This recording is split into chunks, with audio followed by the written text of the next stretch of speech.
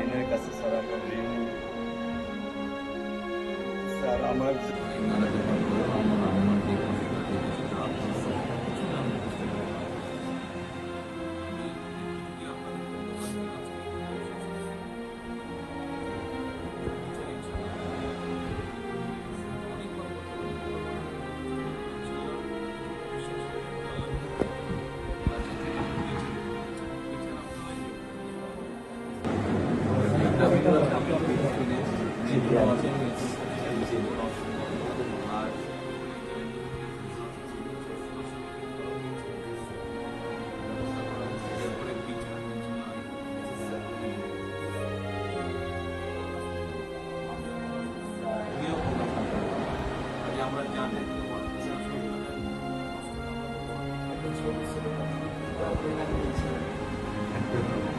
Sir কিছু বলে দিলেন না, আমি শুধু আপনি মেয়ের বাবা, আপনিও স্যার একজন মেয়ের বাবা।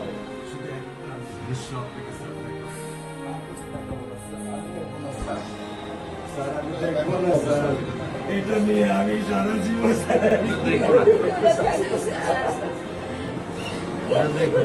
আমি কি করে সারা জীবনে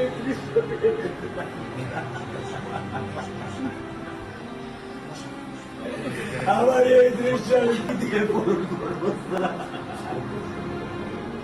আমার বিয়ে শুক্রবারে আমার সাথে মসজিদে নামাজ পড়ে, আমি নামাজ বাসায় পড়ি স্যার, কারণ ও আমার সাথে নামাজ পড়তে পছন্দ করে। দুই উক্ত নামাজ আমি ওকে নিয়ে স্যার আমার বাসায় পড়ি স্যার।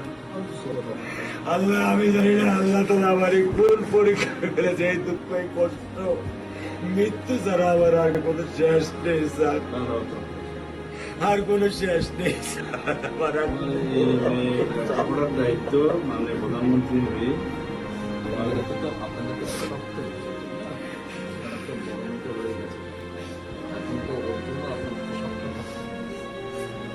সত্য কথা, আমি যখন ওকে ভ্যানে পাঠাই আমি খুব বল পাই, আমি কালকে বলে দিছি যে আমি আর ভ্যানে দিব না, তুমি প্রতিদিন ওকে রিস্কায় নিয়ে যাবা, রিস্কায় করে নিয়ে আসবা। আমি ক্লান্ত স্যার, 10 বছর বয়স থেকে স্যার অবহেলা পেতে পেতে পেতে পেতে স্যার আমি আর নিতে পারতেছি না স্যার। আল্লাহ আমার ভাগ্যে আমি কি করতেছি।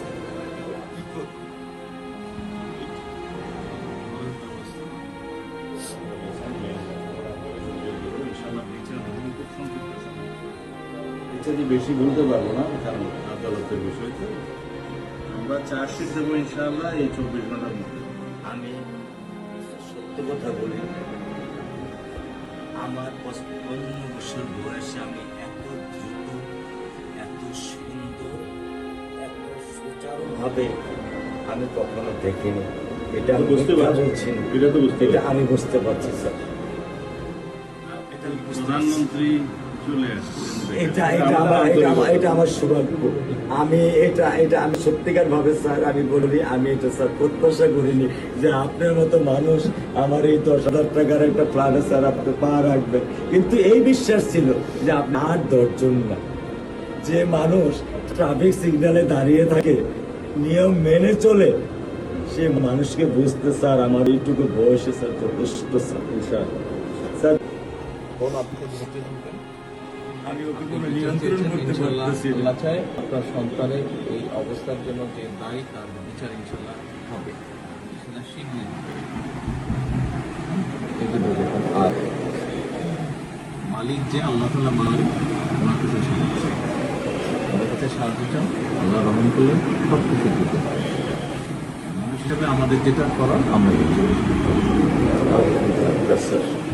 স্যার মিরপুর 10 নম্বর আইডিয়াল স্কুলে ক্লাস 9 এ পড়েছে। টোটাল ওগুলা নিয়ে চিন্তা করবেন না, ওগুলা ইনশাল্লাহ ব্যবস্থা। আপনি যখন যেহেতু বলেছেন, আপনি আপনার কষ্টের কথা বলেছেন, সেই ব্যাপারে আমরা যেটা আমাদের পক্ষে সম্ভব ইনশাল্লাহ। কিছু বলবেন?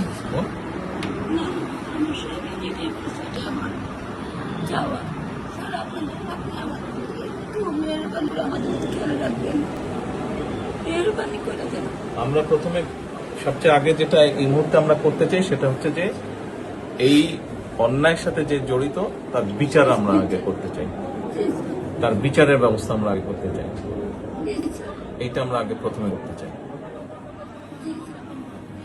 আপনাদেরকে শক্ত থাকতে হবে, ধৈর্য ধরতে হবে, ওর দিকে তাকে শক্ত থাকতে হবে। এক সন্তান আল্লাহ নিয়ে গেছে, আরেক সন্তান আপনার কাছে আছে, ওর কথা মনে করে আপনাদেরকে শক্ত থাকতে হবে, ওর দিকে তাকে। ঠিক আছে?